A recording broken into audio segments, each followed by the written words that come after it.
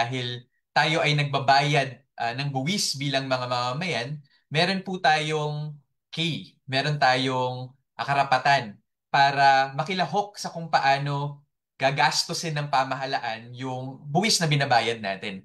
So kami po ay alliance of more than 20 civil society organizations committed po to making the public budget equitable, makatarungan, inklusibo, at participatory.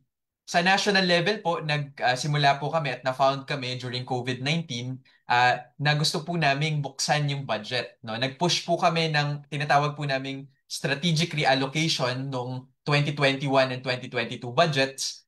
We were proposing out of the 5 trillion, 1 trillion yung reallocate para sa humane COVID-19 recovery programs. Pero yung nag-grant po sa mga proposals namin, around 69 billion. No? Maliit man, relative to the size of the programs which we believed would have a more equitable recovery, nakita po natin na kapag nagtulong-tulong po yung ibang mga mamamayan, kayang-kaya nating mabago no yung sistema ng ating pagbabudget. No, nakita ko nga po natin over the past few years, mukhang meron po talagang problema. Marami pong points for improvement para maging tunay itong bukas. Sa local level naman po, we equip civil society organizations and grassroots communities sa pag-analyze naman po ng mga local government budgets to push people and nature-centered priorities. Hindi lamang po sa mga tao, kundi para po sa kalikasan, no? Less pork, no? More humane budgets. Next slide po. Papakita lang po namin yung aming mga ilan-ilan sa aming mga miyembro na tumulong po dito sa paggawa ng ating open budget analysis. At this juncture po, what I wanted to do was I wanted to thank siguro Congress no for really trying to open up the budget process no. Nasabi nga po ni Haya na in-invite po kami ng Kongreso to input some of these budget guidelines. Kaya lamang po nakikita po natin na ito pong mga guidelines na to ay pwede pang mas ma-improve to make sure na hindi lamang token yung participation ng ating mga civil society organizations. Kaya po nandito po kami, ito pong forum na ito ay isang first step, no? Para po makita natin yung kabuuang budget, ano yung mga trends na nakikita natin, para hindi lamang po no piso-piso yung ating mga pinagdedebatihan, kundi yung kabuuang 6 plus trillion budget ng ating pamahalaan. So, dyan ko po ipopause muna yung aking maikling opening remarks. Salamat po, Ken, sa inyong napakaganda at mabulaklak at napaka-juncture na opening remarks. Ngayon naman po, susunod po tayo sa ating analysis of the National Expenditure Plan. So ito po yung medyo mas technical. Tatalakayan po dito yung deeper dive into findings from civil society budget analysis na ginawa po ng People's Budget Coalition and Social Watch Philippines. Ngayon po, papasa ko po yung mikropono kay Kuya EJ Montesa, Yun Tanilon, and Ken Abante para po sa analysis. Maraming salamat, Haya. Ako po ay unahin ko na po muna siguro. Doon po sa analysis ng ating budget, gusto ko po munang pasalamatan yung mga analysts natin na talagang over the past week, no, talagang konti yung tulog nila sa paghimay ng budget. So nandiyan po sina AJ, si Yoon na magiging co-presenters ko po, si Haya, si Janai, si Ines, at gusto ko rin pong pasalamatan sina JC Punong Bayan, Uriel Galase at Team Hormigos sa ilan sa mga charts na ipapakita namin ngayong hapon. And of course, sa buong People's Budget Coalition and Social Watch Philippines sa pag-comment, no, nagkaroon po kami ng internal budget briefing noong 2 days ago at inilagay po namin yung aming mga findings dito. Okay. Start na po tayo. Ito po yung 5 key messages na i-share po namin sa inyo ngayong hapon. Yung una po ay the allocable share in the budget is the lowest in a decade. So allocable share po, ito po yung pagkatapos ng pagtanggal ng utang, ng mga sweldo, at ng iba pang mandatory allocation, ito lamang po yung available no para paggasto sa mga ospital, sa mga paaralan, among other things, no, social services and human capital investments. Bakit? deficit and debt are higher than planned, while the economy is growing slower than expected relative to their targets. No? What this means is there's even more urgency to cut pork, waste, fraud, and abuse in the budget na nais po naming i-flag kung ano po yung mga line items na kailangan nating tingnan. Yung second key message po natin ay major fiscal risks can further drain the budget. No, ito po ay ilan sa mga na-identify under the fiscal risk statement, mga last-minute congressional insertion, minimal lang yung vinito ng Pangulo dito sa budgets natin over the past few years. Lumulobo po yung pension obligations, lalo po ng military and uniformed personnel. Tumataas po yung national tax allotment after the Mandanas-Garcia ruling. Tumataas po yung tinatawag nating advances to government corporations ng gobyerno and also weak human capital investment which dampens future growth prospects and makes it harder for everyday Filipinos to live and thrive. So yung third message po, ito po yung i-share ni na Yun. No? Government plans to invest only half of globally recommended levels for education, health, and social protection in the 2026 budget, forcing families to shoulder more costs out of pocket, contributing to even more uneven recovery after the pandemic. No, dahil po hindi nasunod yung mga yung karamihan sa mga budget recommendations ng People's Budget Coalition na isang multisectoral organization, nakikita po natin to sa mga numero, yung uneven recovery natin ngayon after the pandemic. Yung fourth po, ito po yung isi-share niya na AJ. Si AJ po ay magdi-deep dive ng kung ano yung mga lumulobo at ini-insert at kung ano yung mga kinakat at dinidelete at kailangan po nating bantayan in the 2026 proposal. Congress must not cut human capital investment deeper. Now, especially since 2022, trillions have gone to pork and patronage while rules-based social protection and health programs have been slashed. We need to make sure these lifeline services are protected para rin po sa kapakanan ng ating mga kapwa Pilipino. And fifth po, babalik po sa akin mamaya, we call on government to have a genuine #open budget. Na ang panawagan po namin ay buksan ang technical budget hearings, buksan ang Development Budget Coordinating Committee, buksan ang BICAM, buksan ang Ayuda List, at buksan ang infrastructure. Kailangan din po nating i-monitor yung mga pending Supreme Court cases ng constitutional violations ng 2025 budget. At kailangan po nating magtulong-tulong at magsama-sama para sa isang citizens movement for budget integrity at may ipapakita po kaming ilan sa mga lessons no, from flood management monitoring, open contracting, and civic monitoring efforts both here and abroad. Okay po, yun po yung aming 5 key messages in these next few minutes. Next slide, please. Start po tayo dito sa first message.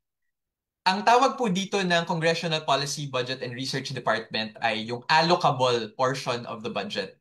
So, over the past 10, 11 years, so from 2016 to 2026, lumiit po yung allocable portion ng budget. Gustong sabihin, pagkatapos alisin yung utang, yung national tax allotment to local government na dating IRA, yung salaries and other mandatory expenditures, 38 pesos na lamang po sa bawat ₱100 ang pwedeng magastos para sa projects and programs. No, for us, alarming ito. It was the first time that it went down went lower than 40% over the past decade.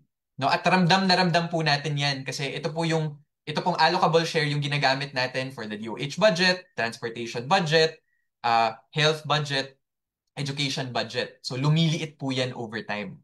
No, bakit po nangyari ito? Next slide please.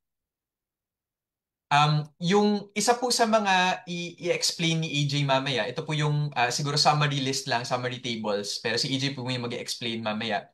Lumulobo po yung mga insertions ng Congress. No, kung makikita niyo po dito, DPWH budget, super umakyat ng 2025 NEP o 2025 proposal, umakyat siya sa 2025 GAA o yung final na batas, no, General Appropriations Act. No, mamaya po i-explain niya ni AJ. Tumataas din yung mga programa ng ayuda at risk of political patronage. No? Umaakyat yung mga insertions na yan, including other insertions, including confidential and intelligence funds, NTF-LCAC po na support to barangays and the local government support fund. So yun po yung isa sa mga unang dahilan. Pangalawa po, next slide.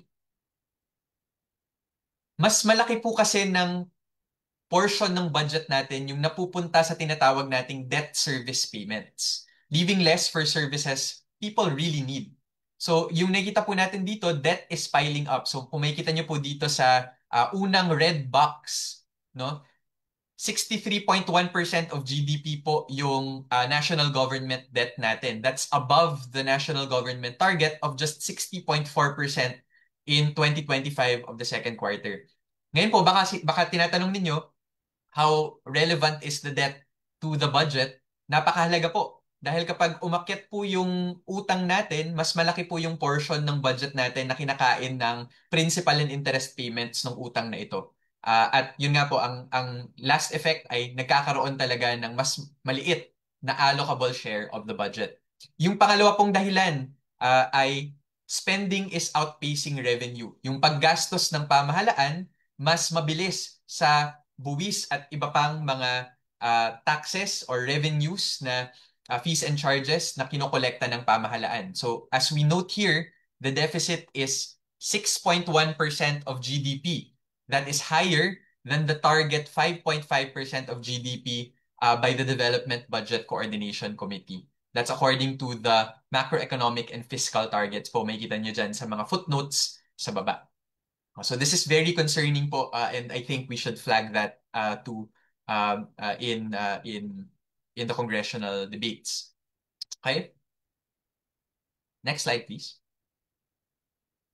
So yung pangalawa po is I think we all see that the Philippine economy is actually growing slower than expected. Alam na po natin to, this is a famous chart that the Philippines has fallen $26 short po of the World Bank upper income middle target. So among the so parang nangungulelat na po tayo sa ating mga Southeast Asian peers, no? If you go to the next slide. And among other things, dahil isa na rin po yung dahilan yung budget sa kung bakit nagkakaroon ng uneven recovery, yung poverty incidence po is far from the 2028 target of 9%. Ngayon po ay 15.5% siya this 2023. No? Yun po yung latest poverty estimates natin. Mukhang malayo pa po sa katotohanan yung pagsugpo ng kahirapan dito sa Pilipinas. And highest poverty incidences are among indigenous peoples, farmers, fisherfolk, and children. Yun po yung isa sa mga resulta ng isang budget na hindi equitable, no, para sa ating mga mamamayang Pilipino. Next slide, please. Next slide, please. Yung pangalawang major message po natin ay major fiscal risks can further drain the budget. No, nasabi ko na po kanina yung iba pa, no, sa mga mini-mention namin na mga risks. Next slide, please. Gusto ko lang pong isa-isahin yung ilan sa mga evidence na nakala po namin sa mga forum po na inatenda namin with the Congressional Policy, Budget and Research Department and our colleagues from the Department of Budget and Management. So nasabi po, actually po, as yung hundreds of billions of last-minute congressional insertions, one part of the equation pa lang po yan. In order for Congress to actually pass a good budget, that still requires the signature of the President. No, so even if in the last year 289 billion pesos yung net insertions by Congress sa DPWH budget, yung vinito lamang po ng Pangulo ay 26 billion. So gustong sabihin, konti lang yung na-veto, no, doon sa mga last-minute insertions ng Congress. No? Yung second major fiscal risk na nakita po namin, and this is not just according to us, this is according to the DBCC in their fiscal risk statement in 2025, military and uniformed personnel pensions have tripled in the last 10 years to 150 billion pesos in 2025. At yung pension liabilities po have already reached 14 trillion in 2023. So, mas malaking pension, kung hindi ma-adjust yan, ay mas lalong kakain yan sa allocable share ng budget. No? Sabi po yan ng Development Budget Coordination Committee. Sabi naman po ng Congress, marami pong batas na walang pondo. No, ito po yung tinatawag nating mga batas na may unfunded mandates. More than 200 laws, according to the CPBRD, have no funding source.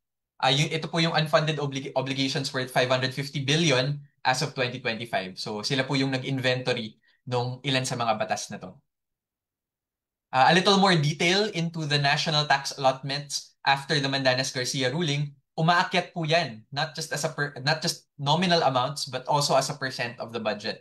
So dati po, 'di ba, so internal revenue allotment yung tawag natin sa kontribusyon ng national government after taxes to the local government units ay umaakyat po siya from 871 billion in 2024, 1.1 trillion na po siya this 2026 proposal.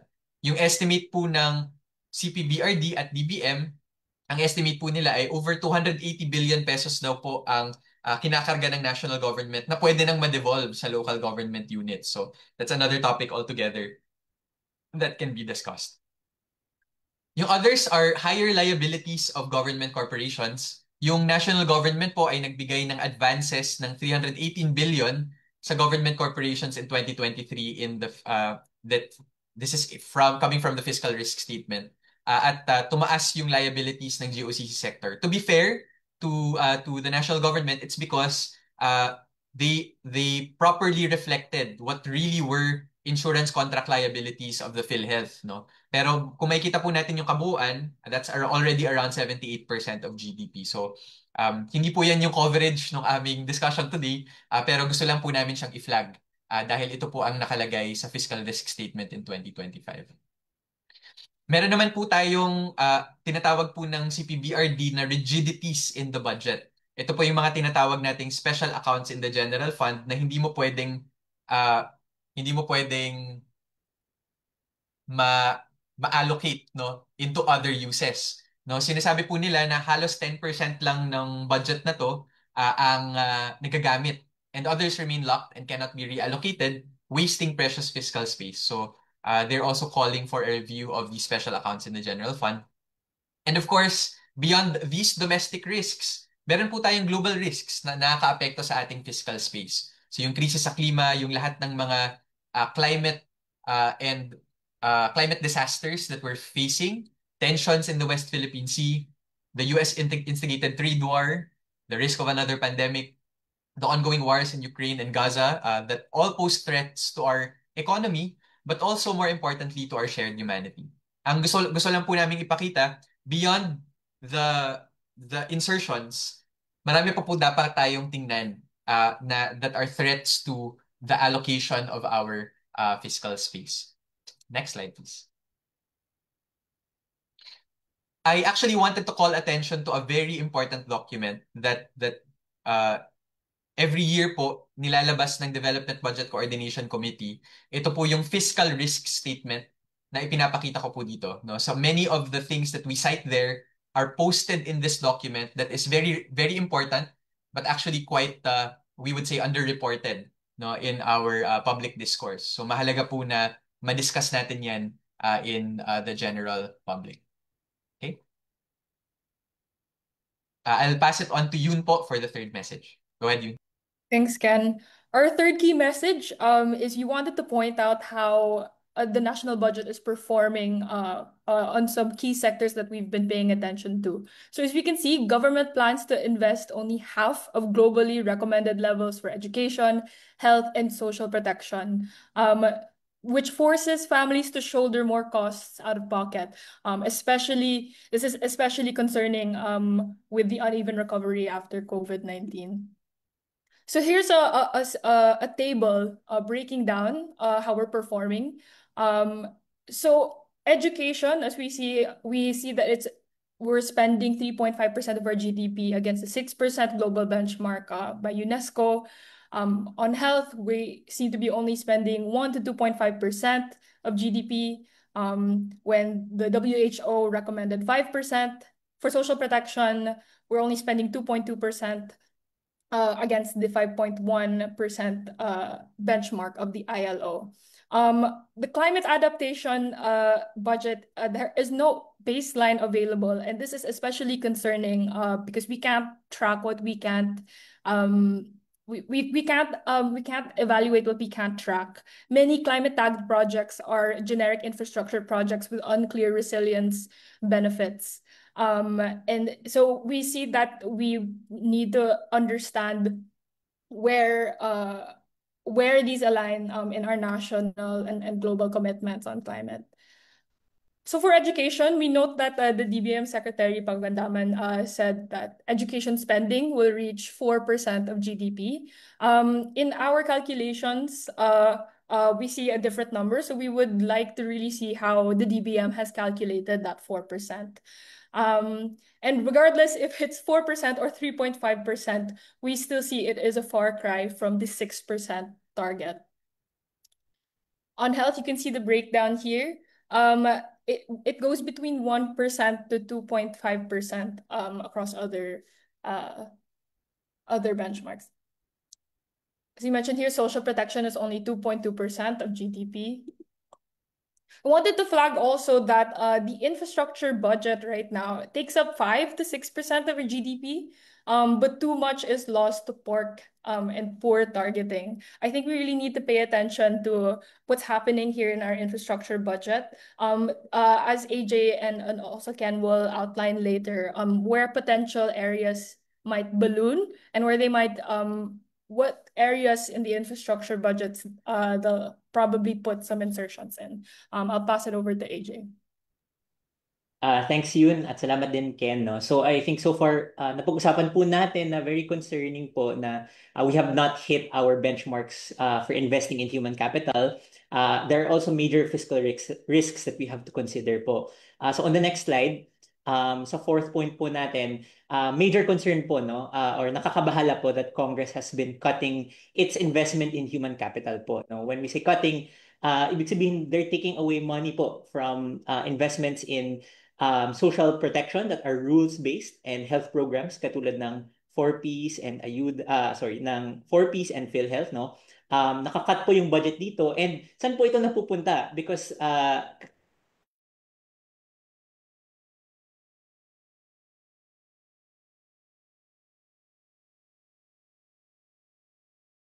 into the budget documents po, no. Every year since 2022, tumataas po yung allocations for pork and patronage-based ayuda programs, no. So we're taking a large opportunity cost from the rules-based social protection and putting them into pork and patronage. These are lifeline services that we really need to preserve and protect. So if you go to the next slide, so ito po yung major na ayuda-based programs na arguably for patronage and clientelistic politics na ginagamit, no. So nandito po ang MAIFIP, yung medical assistance, yung TUPAD ng DOLE, yung AIX, and yung AKAP, no. What you will notice in this graph is starting from 2021, doon po nag-start na tumaas po yung budget. Of course, normal po ito nung pandemya na magkaroon ng ayuda, na mas malaking budget for ayuda. But what we're also pointing out is starting in 2022, lumaki po yung congressional insertions over these programs, no.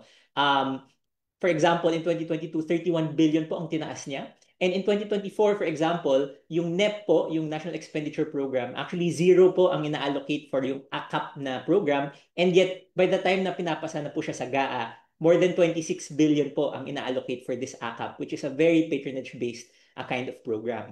If you go to the next slide, you will, syempre, ang initial question ay, saan nanggagaling yung pera na iyon, no? If they're adding money to those programs, they have to take it from somewhere else, no? And it's very alarming na if we observe, we can see that yung budget ng 4Ps, yung Pantawid Pamilya, and yung budget for PhilHealth, which is yung social insurance po natin, yun po yung nakakat. In 2025 nga po, nagkaroon ng zero budget for PhilHealth, and we're hoping na hindi yun ay maulit for the 2026 budget, no. Ang difference po ng patronage-based programs sa rules-based programs ay may listahan po yung kung sino ang nakaka-avail ng 4Ps ng PhilHealth. It's clearly defined based on your income, your socioeconomic status. Yung patronage-based ayuda, for example, ang naririnig po namin on the ground ay minsan nakabase po ito sa kung sino yung nakakakilala sa mga government officials, no. So we really do need to protect yung institutional rules-based social protection natin. Make sure that it doesn't fall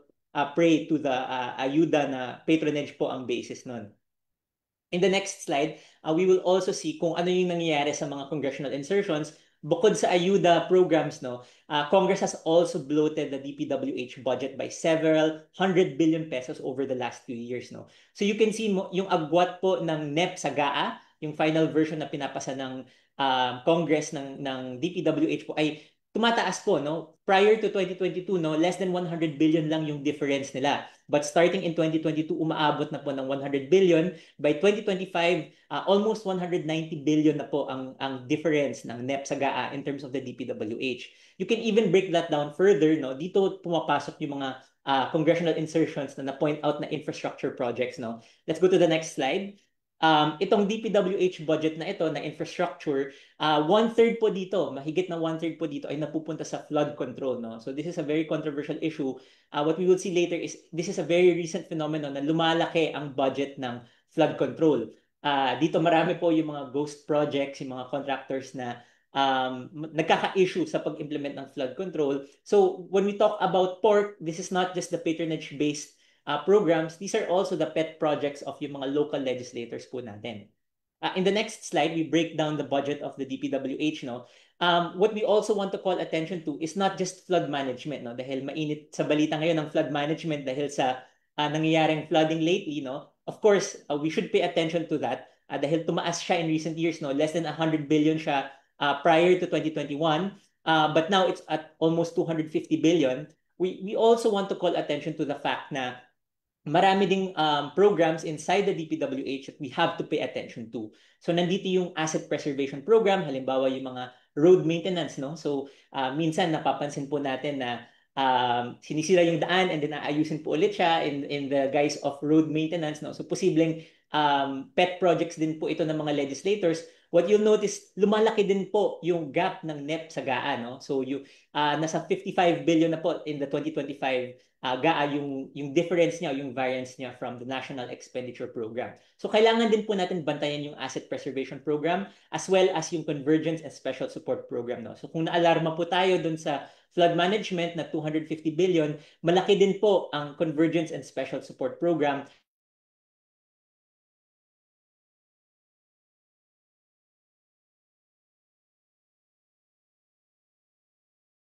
Ito yung mga items na kailangan natin bantayan, no? And if we go to the next slide, syempre, paano natin i-evaluate kung tama ba yung ina-allocate for infrastructure? We really do invite everyone na tingnan po yung detailed list ng DPWH projects, no? Online po ito, yung NEP ay nakapost sa website ng DBM. If you navigate to the website, nakapost mo yung PDF at yung Excel file sa NEP, sa National Expenditure Program. Nasa Volume 2, Part 3 po, yung details ng DPWH program, no? And we want to evaluate these line by line to make sure na may right projects, may right cost, may right quality, it's implemented right on time, and it gets to the right people, no? Because syempre ayaw natin na bloated yung budget for infrastructure na hindi naman talaga akma dun sa pangangailangan. That's why we're also advocating for civil society involvement in the budget process para ma-ensure natin ito. So on the next slide, that is the preview of what it looks like. Halimbawa, nandyan yung mga iilang flood management projects and asset preservation projects, no? Nakikita po natin yung mismong location, kung anong klaseng proyekto po siya, no? So, we do invite yung mga local communities po natin. Ayan, Ken sent the link po in the chat. Buksan po natin ito. Tingnan po natin line by line, especially sa mga districts natin, kung saan tayo nakalocate. Let's really evaluate kung akma ba sa pangangailangan natin, sa situation natin on the ground, no?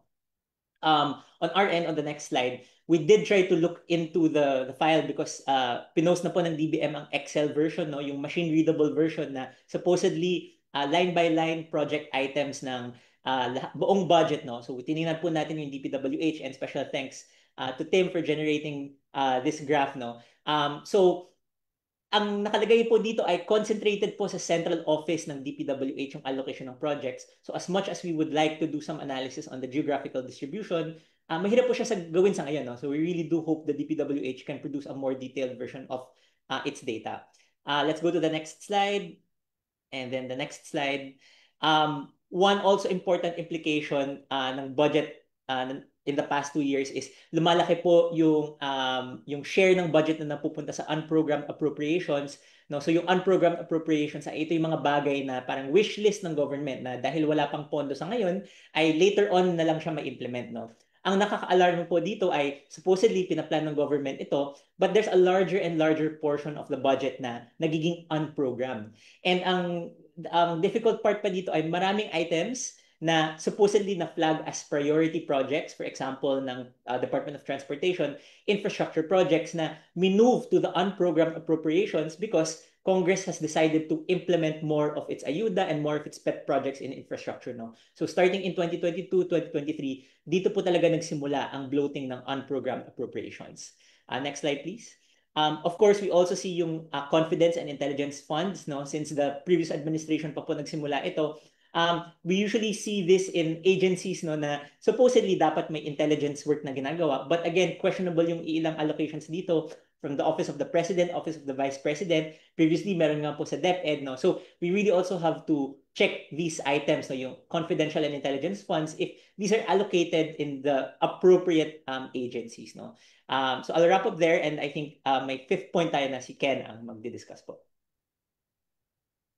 Thank you so much, AJ. No, just a point on the unprogrammed appropriations, yung reason po na kung yung isa sa mga epekto po ng pagtatanggal ng ilan sa mga infrastructure projects from the program to unprogrammed ay hindi po natin alam kung nade-delay na yung payments ng pamahalaan dito sa mga kontrata po natin at kailangan matanong natin kung magkano na yung tinatawag nating commitment fees o penalties na ginagastos ng pamahalaan. Mukhang lumalaki po yung amount na yun, nasasayang din po yung allocable share ng ating budget. Next slide po. To make budget preparation and legislation more transparent, next slide. Mahalaga po na magkaroon ng truly #open budget tayo. So, based on key principles of transparency, participation, and accountability, dapat po buksan at every stage of the process. No? From preparation side, buksan yung Development Budget Coordination Committee. Na to be fair, na-invite po kami sa isa sa mga meetings nila, pero kailangan pang ma-improve no, yung pag accept ng inputs ng civil society dito po sa process na to at naninibago rin no nag-start yung civil society engagement dito sa mas macro process. Buksan din yung technical budget hearing sa CSOs para kapag pinopost pa lang ng presidente yung budget, nandyan na yung mga inputs ng mga civil society organization sa mga agency budgets. Ngayon po kasi very uneven po yung engagement ng ilang CSOs sa mga ahensya. Nasabi na po ni AJ na i-include sa Excel file ng NEP yung amounts per DPWH project at yung codebook kasi mahirap po siyang gamitin ngayon. No? Hindi po nakalagay sa Excel file yung amount bawat isang project. No? Kaya napakahirap pong magamit yung file ngayon. Sa legislation naman po, napakahalagang buksan yung BICAM at mahalagang hindi lamang maging palamuti no ang mga civil society organization sa proseso ng pagbabudget at pagle-legislate kundi genuine yung maging hindi lamang ino-note yung mga position papers ng mga CSO kundi talagang magkaroon ng genuine process no na I think mas i-discuss ni Ma'am Jack, ni Haya at ni Alce. Kailangan din i-put on public record which legislators inserted items into the budget dahil sekreto ang BICAM. Hindi natin alam kung sino yung nag-slash ng mga programa at nag-bloat ng DPWH budget. Kailangan i-publish din yung projects and insertions in machine-readable formats for easier analysis so we can scrutinize lump sum appropriations more closely. Yung isa pong magandang model na pwede nating tingnan where I think media and civil society do this very well along with government is yung parang transparency server for election results. So imagine a situation where we can all have an open budget transparency server na kung saan matatrack talaga natin coming from the NEP ano na ba yung mga specific projects na na-delete or na-increase, no? Pero kailangan natin na magkaroon ng technical meeting with Congress and with DBM to be able to do this. So that's part of what we're pushing. Sa execution naman po, gusto natin ng open ayuda beneficiary lists for AKAP, MAIFIP, AIX, and TUPAD. Hindi po ito violation ng Privacy Act. It's allowed under the Privacy Act. Dahil nagkaroon na po kami ng positive ruling noong 2022 na buksan yung Social Amelioration Program list. No? Nagkaroon po tayo ng positive opinion coming from the National Privacy Commission, which we filed with the Right to Know Right Now Coalition. We want to build a civil society movement for open contracting and strengthen coalitions to monitor priority items in the budget para kung napasaman yung budget, ay malaman natin kung substandard ba yan o hindi. No? Kung masyado bang mataas yung presyo o hindi. O kailangan ba natin talaga yung mga tinatawag nilang flood management o yan ba ay nakakapinsala pa, no, doon sa mga communities na meron tayo. Finally, sa accountability, we want to push for COA to conduct special audits and build an open budget movement really among civil society, media, and government.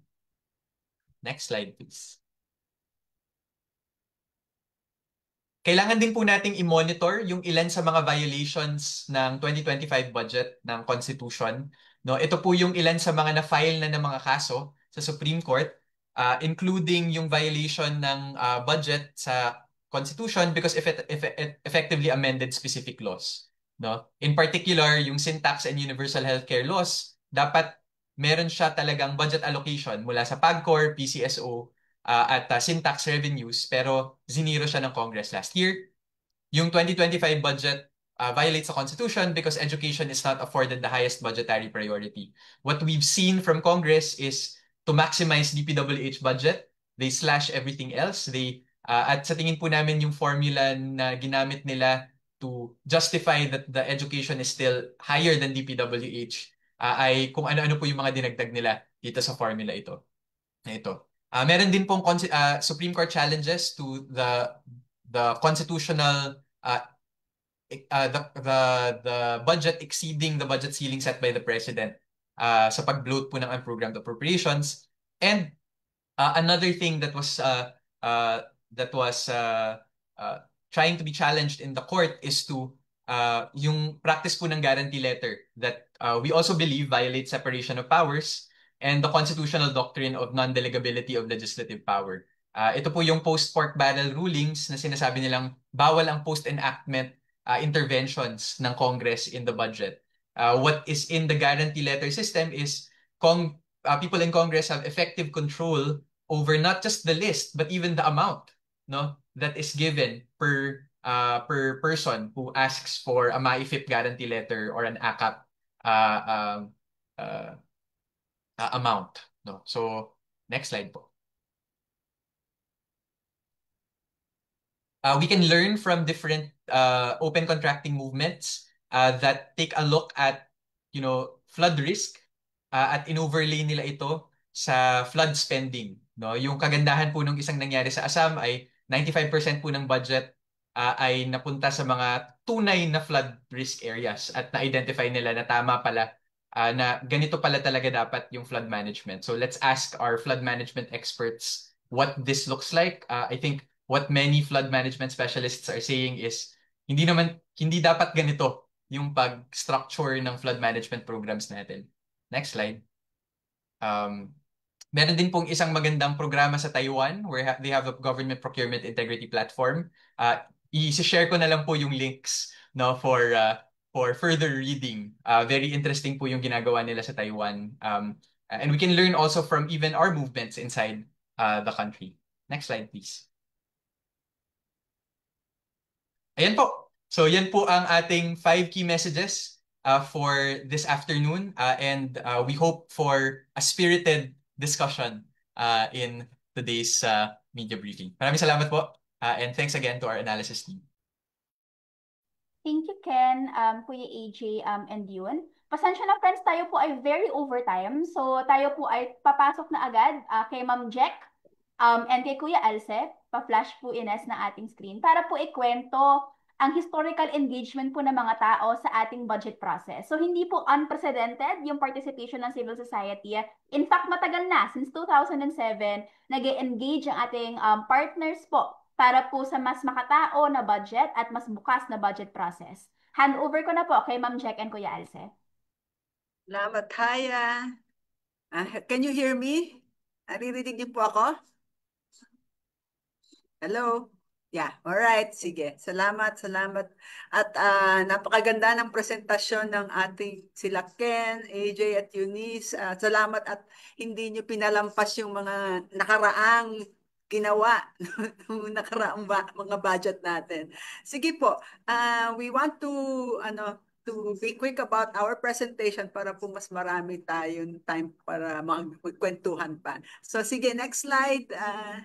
So ito po yung outline po na nais naming maging daloy. Gusto namin muna po ipakilala lang saglit ang Social Watch. Tapos magbigay ng insights on with the civil society lens with regard to the budgeting work. Tapos ikwento po namin yung aming, kasi 2007 pa po nga kami, actually mamaya ko nang when we were formed, pero kwento namin yung mga action that we did in the past years with regard to the budget through our alternative budget initiative. Tapos ano po yung mga challenges and realities that we are facing. And then, ito po, may announcement rin po kami na thank you for House Resolution number 94, but we will not seek CSO accreditation and join the budget process that the House under its rules has adopted. So sige po, tungkol po muna sa Social Watch. Next slide. I'll say. So ang Social Watch po, we were formed in 1997. It's medyo matagal na nga po, kaya marami-rami we are more or less 100 CSOs and individuals that share a common vision na yung mga social development and public finance issues to promote a just and equitable, sustainable, and resilient society is translated in the budget laws that our government enacts. Our mission is to mainstream, sorry, my dog is barking. Mainstream, dati po MDGs yan yung Millennium Development Goals when we started way back. Ngayon, Sustainable Development Goals. We have the so-called Alternative Budget Initiative, wherein the various sectors and clusters that organizations belong, nakapaloob po sa Social Watch, make proposals on agriculture, environment, social protection, education, health. So and then we have the Public Finance, People's Public Finance Institute. Yan po ay parang localized alternative budget initiative. Kasi po yung ABI is national engagement. Yung PPFI po, we build capacities of CSOs to intervene in local budget processes. Kasi po, di po ba, ang pera naman natin ay meron talagang part ng national tax allocation na pumupunta sa local governments. Then we have a local and global monitoring tools. We submit what we call yung spotlight reports sa global. Social Watch po kasi is may Social Watch International. Collates all the reports from different countries, from different social movements on the commitments sa SDGs. And we have other global advocacies na pag-monitor talaga ng mga pinapangako ng mga pamahalaan in terms of human development. So next slide.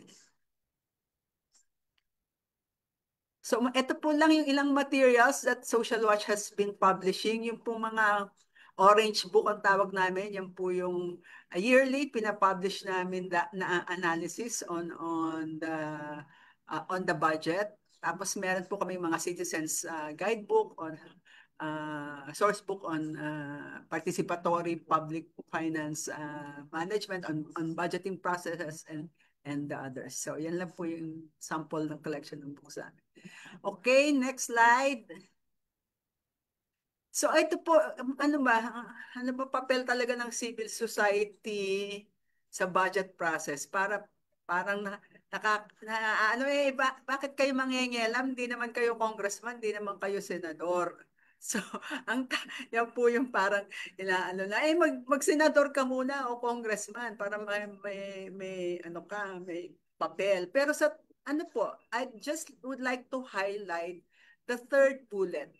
Yung pong citizens' participation is guaranteed by the Constitution, hindi lang po sa budget but in all aspects of lawmaking. And citizens can claim and demand accountability. Kasi po, pera natin yan from womb to tomb. Bata ka pa, nasa sinapupunan ka pa lang ng nanay mo, nagbabayad na ng buwis. si nanay, pagka bumili siya ng mga medicines that para yung mga iron and calcium, may VAT na po yan, may sales tax and all that, hanggang sa pagka po tayo ay sumalangit nawa, ay meron po yung mga buwis na hindi po tayo makakatakas. That is people's money, that is present at ginagamit po yan in the national government budget. So next slide. Next slide, Alce. So, ito lang po yung parang very graphic na gusto namin ipakita. Take note, pare-pareho po yung box sa ilalim. Pagka pinag-add nyo, equal naman ang left and right na boxes. Pero, when you do budgeting, it's very important to have an equity lens. Kasi pagka po equal, bibigay mo lang sa hating kapatid ka without looking at the actual situation ng mga bata. We want evidence-based, data-driven budget practices. And we can only do that if you have the data. At iyan po ay so that we can properly allocate resources. Yan po yung parang simpleng representasyon natin ng paano dapat gawin ang pagbabudget. Next slide. Next slide, Alce. Yeah. So, marami pong principles yung public financial management. So, we want it anchored on human rights, social, economic, environment, and climate justice, equity, which is we have showed in the graphics before. And then yung progressivity, kasi we realize na hindi naman po kaagad ma-achieve yung mga goals at yung outcomes that we want, but at least ang yung progressive realization of what we want to achieve ay dapat andoon. So next slide.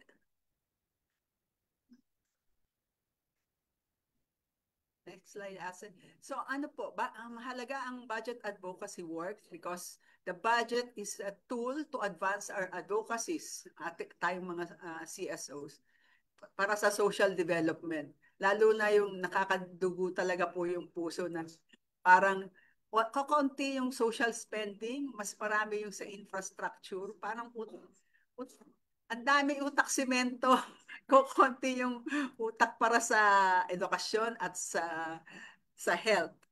Wala po yung environmental, I mean, we can do flood control pero from bridge to reef na approach. Anyway, so yun, the budget should be a tool to primarily advance human development.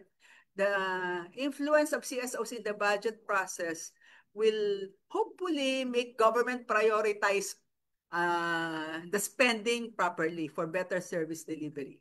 And finally, citizens' participation can curb corruption and promote transparency and accountability.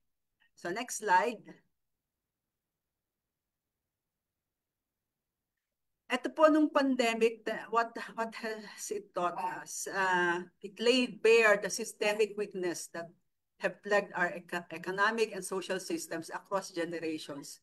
Yung napaka-vulnerable ng ating health sector, education, transportation, employment, and livelihood.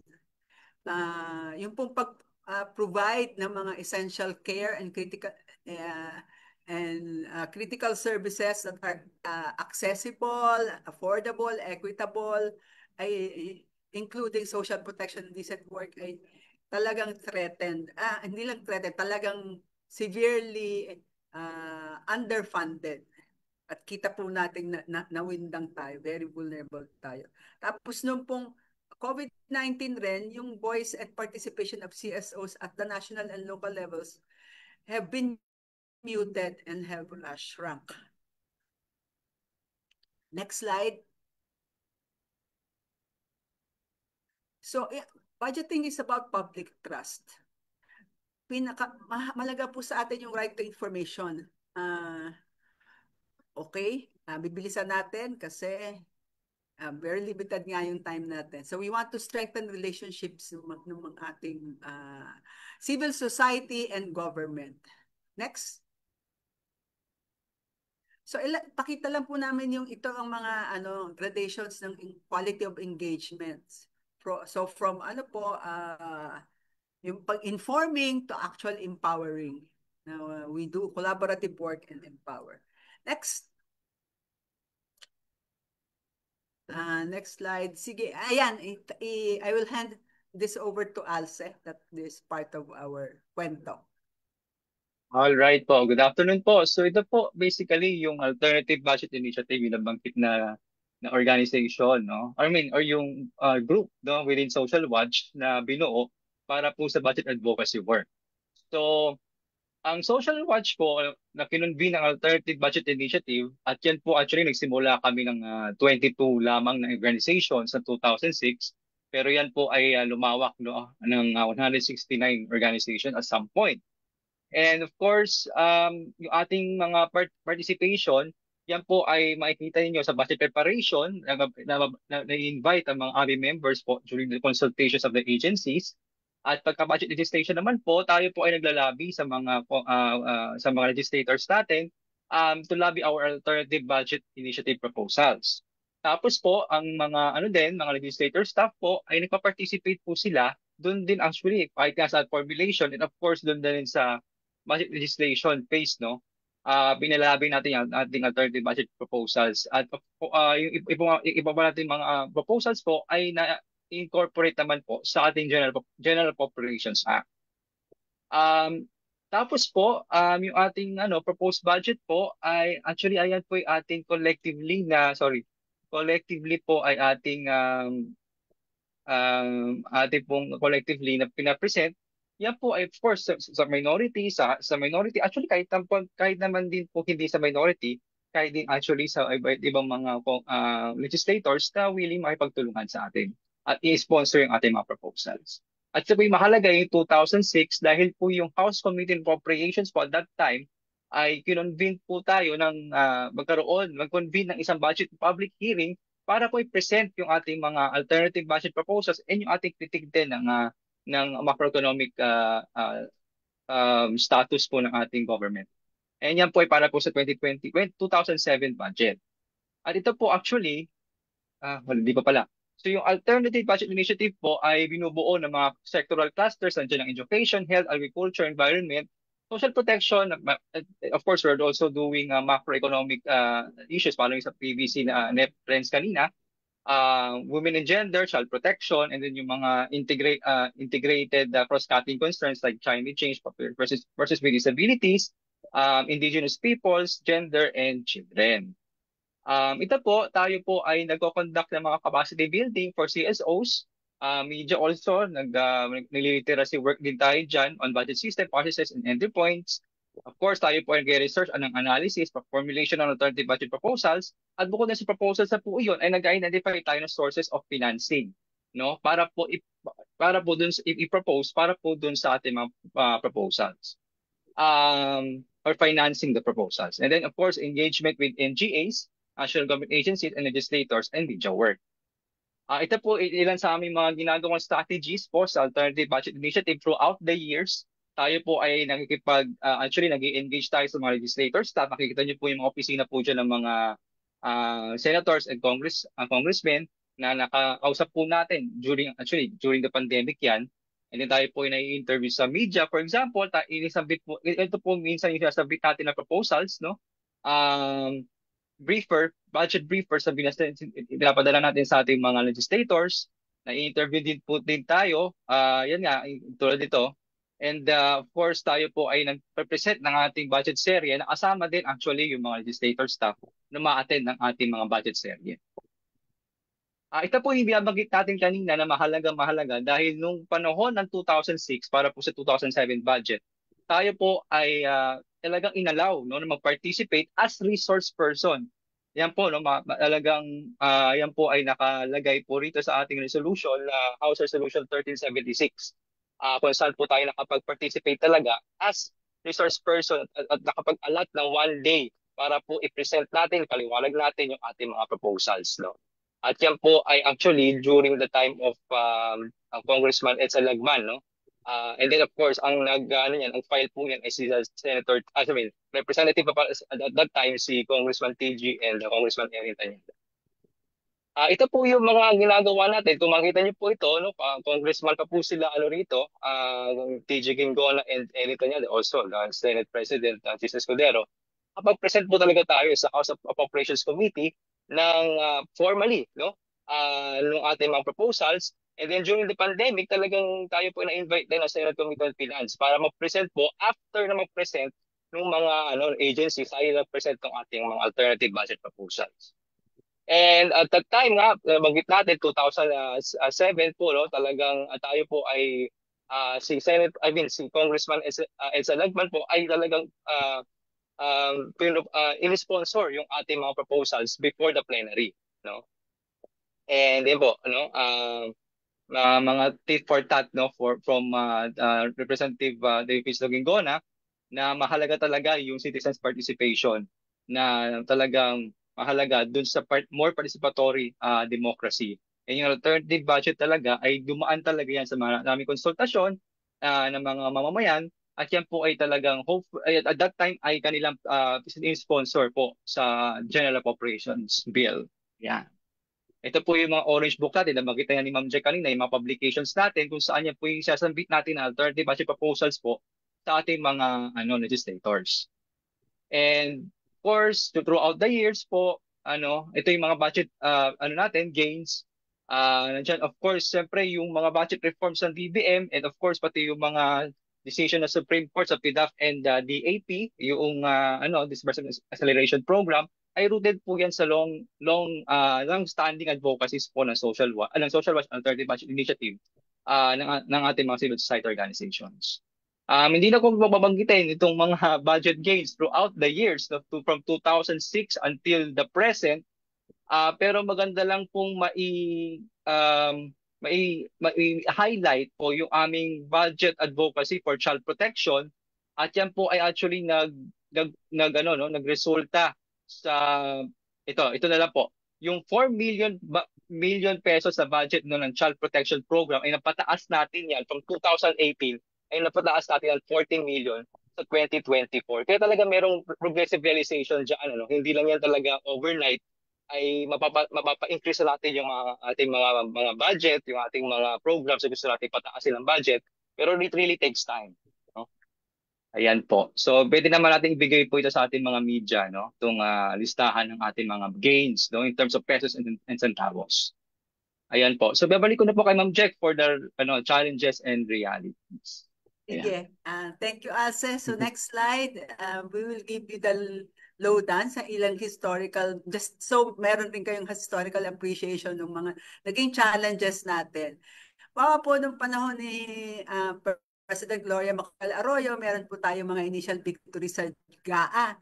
Na ang tawag namin, paper victories. Kasi po, nung time na yon yung GAA, yung General Appropriations Act ay hindi pa yan release document, hindi pa siya SARO. Parang ang nangyari po, kahit na nandun yung pinropose natin na organic agriculture production na kung 10 million halimbawa, yan po ay inilabi ng mga CSOs, some very particular na congressman na ang puso ay sa agrikultura. Pero pagka tinanong po, sino bang sponsor niyan? Ay nako, 2 beses yung bumoto to impeach me. So, hindi po ni-release yung pera ngayon kahit na yung po hindi pupunta sa distrito ng congressman na yun, kundi national yung So, may paper victories kasi andyan na sa GAA and yet the fund wasn't released. So, next, yung po, ang DBM po at that time was blind in making distinction kung alin ba yung CSO-sponsored proposals at alin ba yung pork barrel-related insertions ng legislators. At kalimitan po, ang mas priority i-release ay di yung pork barrel-related insertions. Yun po yung naging challenge namin ng panahon ni GMA. Nung panahon naman po ni President Aquino at saka nitong most recent, President Duterte, ang mga ahensya po ay hindi prepared to implement CSO-sponsored na projects and activities.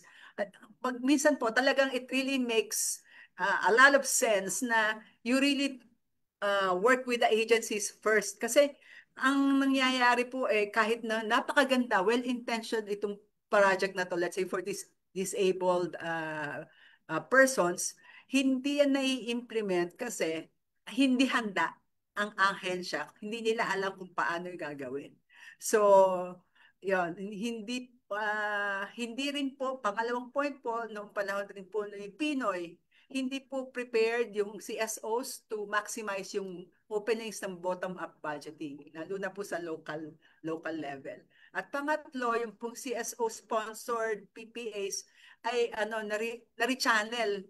May gain tayong nangyari, pero nari-channel po yan sa Bayanihan Funds ng COVID-19 response. So, pero may gains po tayo nung Pinoy Time particularly, yung General Appropriations Act po ay naging release document. Ibig sabihin, basta nandyan na yan, line item budget, it already becomes a SARO, yung Special Allotment Release Order. Hindi na kailangang maghintay ng ahensya at ng go signal ng Pangulo na, i-release nyo yan.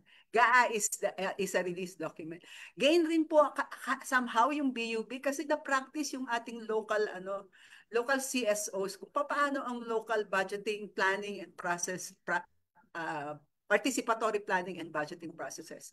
At gain rin po noon ang PDAP at ang Disbursement Acceleration Program. Yung PDAP po, yung Priority Development Assistance Fund, and pork barrel yung ay nan-declare na unconstitutional. Sorry, Haya, 2:05 na. Next, siguro last 2 minutes if I can have additional. Sige pa, go ma'am. Okay, let's do it. So, ang framework po natin for engaging the 2026 budget can no longer be business as usual for our alternative budget initiative in engaging the budget process. Ang minimum task po na namin, hold the line. Sana walang bagong programa na invento ng BICAM. Yes, we will continue to engage but with eyes wide open on the power of the purse versus the irony ng pork barrel. And we are hopeful that the Gen Z bureaucrats will be more open sa citizens' engagement. Let's protect the hard-won laws that were violated during the past 2 years in the budget process. Yung sa Supreme Court cases that Ken mentioned.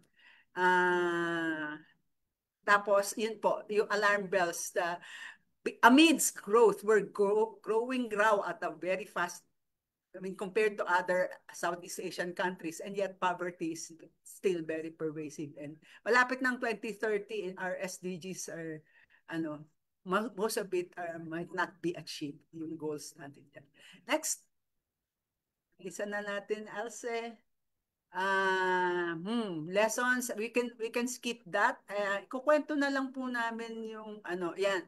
Ang gusto po sana namin makita beyond intervention sa Congress ay panawagan po ito sa Supreme Court kasi ang dami pong cases na nakafile regarding the budget that was done in the past years na that should be resolved. Kasi kung re-resolve nila yan by next year, pasado na yung budget. So, parang, accompli na dapat po ma-desisyonan yon para gamitin as basis in this 2026 budgeting work. I also mentioned yung evidence-based budgeting and stronger linkage ng ating national budget with SDGs and a call for a special audit on all these pang-ayuda funds and special purpose funds and program appropriations. Next. Siguro yung huli na lang, just so we would like to announce that Social Watch will not seek CSO accreditation because, via yung House Resolution number 94. Kasi po, salamat para sa invitasyon sa Social Watch to join as observer in Congress budget process. Pero we feel that the House Resolution number 94 merely relegate CSOs as observers and not resource persons in appropriation subcommittee hearings. Dati na po ginagawa namin maging resource person, ngayon back to observer na lang. I mean, at ang nangyayari pa, kaya ng ano to is, ang daming negative comments on how they bastardize the budget process. Kaya ngayon, sige, mag-participate kayo. The next reason ay ang dami po nilang ng open BICAM calls, pero hindi naman, wala. It's all press release, pero when you look at the concurrent resolution and all the resolutions, walang clear action ang House on the open BICAM and which should have been easily acted on, and not just House Resolution number 94. And then, sana po, meron ring commitment to provide Excel, machine-readable format, Excel files ng mga second and third reading versions ng House and Senate versions ng bill. Wala rin pong clear commitment to pass the FOI law. And we also need to institutionalize an M&E system law. Yung parang, kasi po budget tayo ng budget, are we able to properly monitor and evaluate yung impact ng mga spending na yan? So, yun po yung context why we feel na ang hirap mag-engage sa ganyan na observer ka lang. hindi ka makaka-input. Of course, lately meron raw pong town hall meeting na pinapatawag na one day they will listen. But the thing is, mas maganda po sana maka-input during the agency budget hearings sa subcommittee. Kasi doon mas hinihimay ang budget sa bawat particular sector like environment, agriculture, health. Hindi po. Mangyayari one fell swoop lang ng isang araw. Next. So yun, I would like to read what we have sent na letter kay Speaker Romualdez na the interim rules implementing House Resolution number 94, recently adopted by the House, fall short of the meaningful participation we are advocating for. As currently framed, CSO submissions will merely be accepted and noted in the official records of the Committee on Appropriations, and will render CSO proposals as reference only, and not a clear commitment of dedicated hearing where our proposals can be fully discussed. So, yun po, naghahanap po kami ng more meaningful engagement. And I think we can still do our work in Social Watch outside the frame of House Resolution number 94. There are other ways to skin a cat, so to speak. And andyan rin po ang PBC. Kami po ay palaging tag-team. Magtutulungan tayo para po ma-advance inside and outside the halls of Congress a pro-people budget from here on. And sana po masingil rin natin sila sa mga ginawa nila noong mga nakaraang budget. With that, I think we could end our presentation and sharing. Salamat po, Ma'am Jack and Kuya Alce. So, hello po sa ating mga media. Narinig niyo naman po yung kwento ng ating mga kasamahan from Social Watch Philippines. So, since 2007 pa po, ay talagang nag-i-engage na sa budget process. So, mahaba-haba po yung kanilang kwento at palagpakan po natin sila kasi po ang kanilang presentation actually ay 46 slides in 20 minutes. So, salamat po Kuya Alce and Ma'am Jessica, Ma'am Jack. Ayan. So, friends, medyo overtime po tayo for both the first two presentations. So ngayon po ang gagawin po natin, instead po na i-discuss po natin ang buo yung open budget guidelines, i-walkthrough ko na lang po kayo doon sa dokumento. And then kasama naman po siya sa ating press kit na pwede pong i-access ng ating media in case po gusto niyo po siyang i-quote.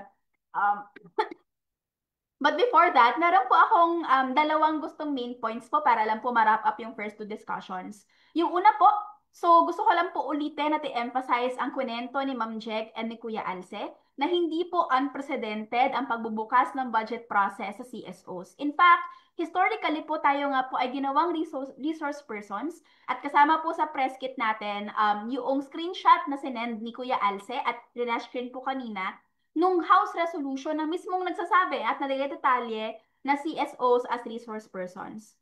Yung pangalawa po, ang People's Budget Coalition po ay isang malawak na network of more than 20 plus organizations.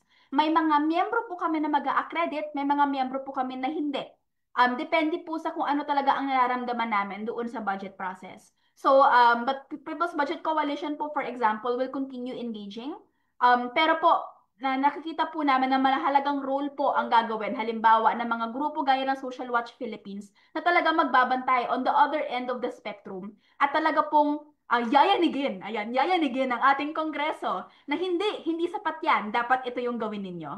So ngayon po tayo po ay magbibigay ng proposed guidance. So kwento ko lang po mabilis, nag-meeting po actually ang People's Budget Coalition and different organizations with DBCC. In-invite po tayo sa Kongreso at binigyan po tayo ng pagkakataon na mag-propose ng guidelines para po sa participation natin. So may mga lingwahe pong na-adapt sa official Congress guidelines, pero po for the sake of transparency and visibility also ng trabaho na ginawa ng civil society, magbibigay po kami ng walkthrough kung ano po yung prepare ng CSOs.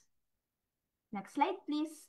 Ayan. So, dahil walkthrough po to, ito po ang first and second page. So, introduction lang po siya ng guiding principles. At makikita po dito, ang key message lang po dito ay under po siya sa universally and internationally accepted guidelines ng Global Initiative for Fiscal Transparency. So, hindi po siya bago. In fact, it is part of the global standard po yung sinasuggest namin. Next slide, please. Ayan, principles. Madami po tayong principle of engagement. Next slide, please. Ito po. I think ito po yung importante or parang kumbaga yung karne, yung meat ng ating accreditation guidelines. So, meron po tayong framework na tinatawag at iba-iba yung modalities. 4 po to. Yung level A ay general public access. So, lahat po dapat, regardless kung accredited ka o hindi, ay dapat may timely access sa mga dokumento, including machine-readable files at including po yung mga Excel sheets. Dapat po lahat ay naka-livestream sa general public at dapat po hindi lang isang platform. Dapat Facebook and YouTube po ay naka-livestream po yung ating mga hearings. Level B po ay public engagement. Ito po ay open sa lahat. At ang role naman po dito ay pwede po mag-participate sa public consultations, town halls, and open forums. May access pa rin po sa machine-readable files at pwede pong mag-register para po maging observer sa hearings. At eligible po for transport and participation allowances. Next slide, please. Level C and Level D, so medyo mas ano po tayo. Level C is yung ating observer CSO. So lahat po ng A and B modalities pwede. Kasama din po dito yung pag-submit ng written inputs and position papers. Pero po ito po yung parang asterisk dito. Na difference po dun sa guidelines na nirelease ng Congress. Ang hinihingi rin po ng CSOs ay magkaroon po kami ng pagkakataon at espasyo na makatanggap ng written feedback or progress updates mula sa submission namin. So, hinihikayat po tayo mag-submit within a timeline, pero po ang hinihingi po ng CSO pabalik ay okay, magbibigay po kami ng submission, magkasuggest po kami, pero po pahingi naman po kami ng feedback kung kamusta po yung naging usapan tungkol doon sa suggestions namin. At level D po, ito po yung sinasabi nila Ma'am Jack and Kuya Alce as resource person. So lahat po ng modalities ng A, B, and C, pero po may pagkakataon rin po kami magsalita at marinig yung boses namin sa committee hearings, which again is not new. We have been invited many times before in the past at talagang mag-participate at magbigay ng technical briefing sa ating committee and staff. So makikita naman po ninyo dito sa PBC, ang civil society po ay capable at kaya magbigay ng technical analysis at briefings at pag-aralan yung budget. Kaya po gusto po namin makipagtrabaho sa ating kongreso, sa ating gobyerno para po gawin yon as counterpart. Iba-iba rin po yung requirements. Ayan po yung level B. So, iba-iba po siya. Pero yung TLDR po or too long did not read na requirements ay hindi po natin sobrang hihigpitan. Dahil po ang goal ng ating guidelines is not to restrict access, but to open access, not to exclude people, but to include people. Kaya po, hindi po tayo stricto na dapat registered ka sa SEC, may audited financial statements ka, hindi po. As long po as meron po tayong track record of engagement, okay na po iyon. Next slide po. Ayan. So, yun lang naman po siya. Pwede nyo pong, may kasama po dito yung kalendaryo ng suggestions namin. Pa-next slide please, Inez. Ayan. O, diba? Pati kalendaryo meron kami. Day -3. Ayan, may negative. Ang pen siya. Day -3 to day -1. Because we really want to institutionalize these procedures of engagement na talagang hindi afterthought ang civil society, pero parte po kami ng proseso. At medyo mahaba-haba po to. If you look at it, it's the beautiful 21 pages. But don't worry, ito po ay accessible sa briefing kit natin. Pwede nyo pong balikan later on. Dahil po, mas importante po siguro in the remaining 12 minutes, nabuksan po natin ng espasyo para sa media na magtanong. Yun lamang po for the open budget guidelines process. Ayan. Sige po. Ako po pala ulit yung moderator. Hello po!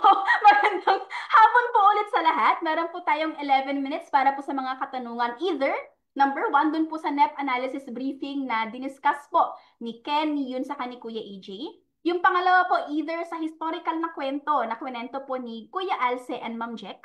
At yung pangatlo po, kung meron po kayong further questions on the open budget guidelines na sinadjust po ng civil society, ito rin po yung espasyo na magtanong. So, dahil wala po akong nakita mga tanong kanina sa group chat, ako po ay magko-cold call. So, ibibigay ko po ang attendance ng ating mga media people na present today sa Sir Raymond of CLTV 36 News. Wait lang po ah. Ayan. Si Ma'am Melody Casinto of ABS-CBN News. Yung iba po ay tinanggal na ang kanilang media affiliation para hindi matawag. GMA News, DNG team po ay nandito rin po sa ating kwarto. Ayan po, ang ating mga media at the moment na nasa kwarto. Yung iba po kasi tinanggal nila yung name nila eh. But there are others also na nakaabang sa live stream and sa ating press briefing. Meron po ba tayong tanong? Sir Raymond, Ma'am Melody, and then Ma'am DNG GMA News. Pero po kung wala, open din po ang floor for our sectoral representatives here in the call to ask their questions.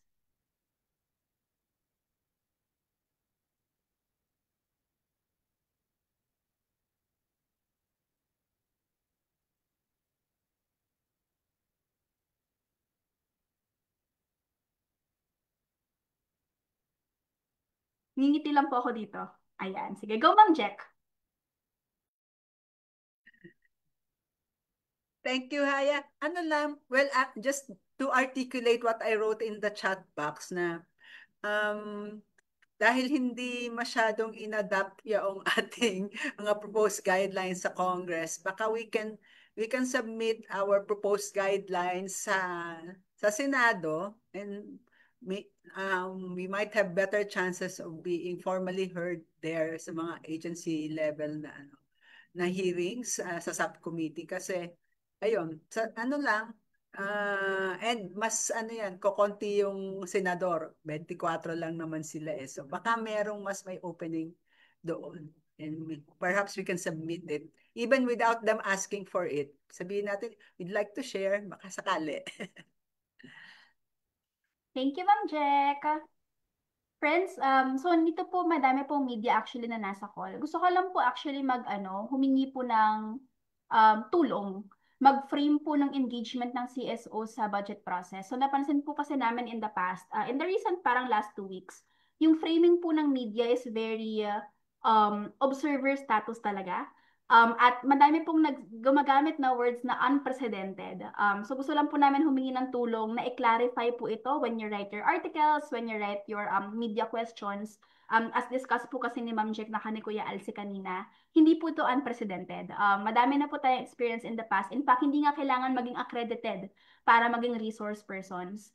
If anything po, the current guidelines actually requires us to be accredited to be able to access the same participation modalities we already had in the past. So yun po yung unang hingi namin ng tulong. Careful lang po na nagaganon yung framing para po factually accurate siya sa totoong nangyari. Tapos yung pangalawa po, yung pag-frame po kasi as observer status, medyo talagang tinutulak niya po kasi yung civil society na, okay, observer lang talaga kayo. Ito na yung best na pwedeng yung maging espasyo doon sa budget process. So, gusto po naman na i-framing na yun po ay suggestion ng gobyerno. Hindi po yun suggestion ng civil society. Ang civil society po ay matagal nang hindi observer sa ganitong panukala. In fact, matagal na po kami nagsasubmit, matagal na po kami nag-resource persons, matagal na po kami nag-technical briefing, again, within our own resources. So, yun lang po, konting tulong lang po sa pag-reframing as we go through the next rounds of the budget process. At dahil po dyan, babasahin ko po yung question ni Ka Wilson from our labor unions, si Ka Wilson. Our NDC to UN FCC needs 72 billion only to meet the transition target for 2023. Identified daw po ba ito ng NEP? Si yun po, wanna vocalize? Thanks, Haya, and thank you for the question. So as we mentioned, the climate change expenditure budget or the climate budget right now, it's quite hard to jot down the real number. Yung problem right now is jotting down the real number that's aligned with the nationally determined contribution. What we know right now is that 1/3 of the climate budget is flood control projects under the DPWH, which we know and we pointed out are mostly pork projects and are not truly climate aligned to our NDC commitments. So I think that's the baseline. That's essentially what we have to. That's the work ahead of us to kind of clarify which expenditure lines are actually aligned with NDC commitments. Baka AJ wants to add or anybody else wants to add. Yes po. So just to add po, no, kung interesado po tayo na makita yung sinasabi ng DBM na amounts na allocated for climate change, nasa BESF po ito, yung Budget of Expenditures and Sources of Financing, nasa Table B 21 and 22. Ito, so ang nilalagay po nila ay 983 billion po ang amounts na allocated for climate change. And yun nga po, may mga nagko-comment na misnomers yung iba dito. Again, we really have to validate kasi it's possible na they're tagging it technically under climate change pero baka yung iba dito ay pagsesemento lang, not nature-based na solutions dun sa climate mitigation, disaster mitigation natin. So, kaya important na involved po yung civil society so that we can also really validate kung totoo po na climate, it is towards addressing our climate change needs po. Thank you, Kuya AJ. Si Kuya Alce po actually may sinabi sa chat. Kuya Alce? Yeah. Dagdag ko na lang din, no? Kasi kasi minsan kasi yung mga sa climate change expenditure tagging, ginagawa dyan ay attribution. Because you can see dun sa isang presentation, dun sa mismong BSF table, yung sa DPWH of flood control, they are tagged as adaptation. So parang inisip ko baka kailangan pag-aralan yon. And it's also important na tingnan din talaga yung talagang budget line items sa DNR, for example, DPWH, to really see whether or not these are mitigation or ano. Kayo yung makapag-identify, no, yung mga ating mga envy groups kung talagang so kumbaga the data will be there, and then we can converse, no, kung ito ba talaga ay properly attributed or tag as mitigation or adaptation. So yun po. Thank you, Kuya Alce. Friends, gusto ko lang po idagdag after Kuya Alce na so nakikita po natin yung current po kasing framing ngayon ng conversation is really sa flood control at sa napakaraming corruption sa flood control. Pero gusto rin din po namin parang ipaliwanag na flood control is only one of the allocation that has pork. There are other forms of, hindi naman other forms of flood control, but also other forms where yung pera po na dapat nakalaan sa taong bayan ay napapasok sa iba't ibang line items that doesn't serve the basic sectors.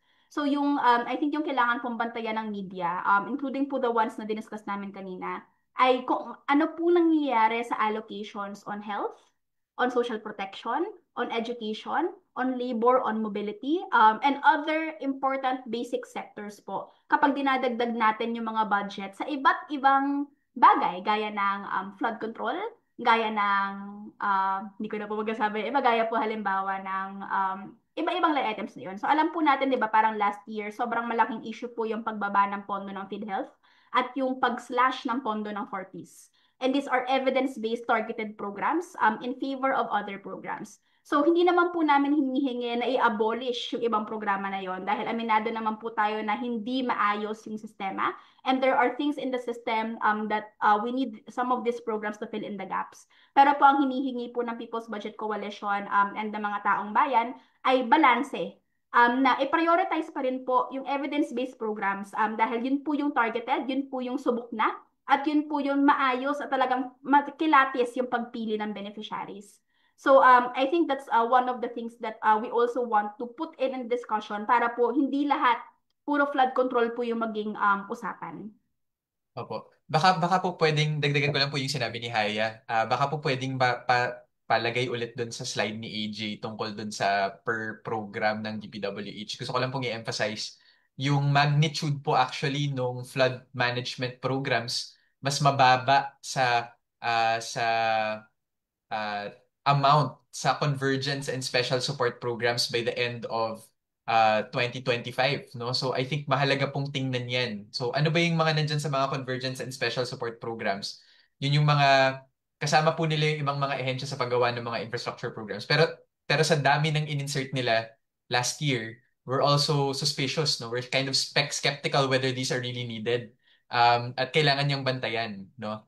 Um, the second thing I wanted to raise was this idea po na napakahalaga yung individual project amounts, no? Again, yung sa Excel file po kasi na pinost ng DBM, uh, zero yung nakalagay sa mga, meron sa PDF file na amount, pero wala dun sa Excel file na amount. Kaya ang hirap-hirap malaman kung saan talaga na-insert, kung nasa anong region siya or district office siya, na I think mahalaga for the public conversation about whether these are the right projects, right amount, right price, no, right on time, and really done by the right people, no? So yun po yung kailangan nating tingnan as we look at that detailed annex of the DPWH budget. Thank you, Ken. At dyan po nagtatapos ang ating budget briefing. Ines, okay lang pa share ng ating last slide. Ito na po ang ating inaabangan na ito na po ang ating inaabangan na media press kit. Ayan, ako po gumawa ng QR code niya ng ganda-ganda, purple and pink. So yan po ang ating media press kit. Kasama po dyan yung mga presentation ni Ma'am Jack, yung NEP analysis po ng team, yung statement ng People's Budget Coalition on the NEP, on the NEP, yung House resolution po na pinakita ni Kuya Alci kanina showing na naging resource persons po before ang civil society para po kung may kailangan pong i-cite ang media natin, pwede niyo pong i-cite yung House resolution na yon. Hindi na po kasi siya publicly available. So, maganda po na nakakuha po kami ng kopya noon from previous archives. At panghuli po yung media advisory po nito para po alam niyo kung bakit nga ba tayo nagkaroon ng media advisory. So, screenshot lang po tayo. Available naman po siya sa live stream natin in case po ma-miss nyo or ma-delete nyo bigla yung ating picture. So, ngayon po, nagkatapos na po ang ating budget briefing, pero po bago po tayo magpaalam, gusto ko pong i-invite ang lahat po na kasama nating sektor ngayon at ang ating media sa magiging sunod-sunod na budget briefings po na tandem ang Social Watch Philippines and People's Budget Coalition, na this time naman po ay sectoral based. So yung briefing po natin ngayon is very NEP analysis, so general trends po siya, ano yung general observation sa budget. Pero po may mga specific po tayong briefings on transport, on social protection, on labor for example, at iba-iba po pong basic na sektor na ida-dive deep po ng ating mga kasamahan from People's Budget Coalition and Social Watch. So abangan po natin yung schedule doon. Kami po ay magre-release na lang po sa ating Media Viber group. And again, kung gusto niyo po maging kasama sa ating Media Viber group pero wala pa po kayo doon, message me your phone number.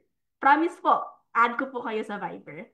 Ayun po, muli maraming salamat po sa lahat, lalo na po sa ating mga partner from Social Watch Philippines at People's Budget Coalition sa pag-attend ng conversation na to.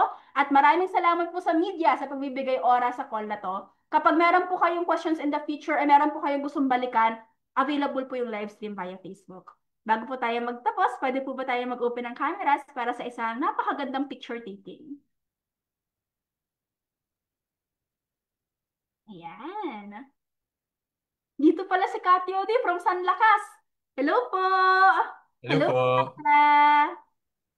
Ayan, dito si Eddie from Centro. Ayan.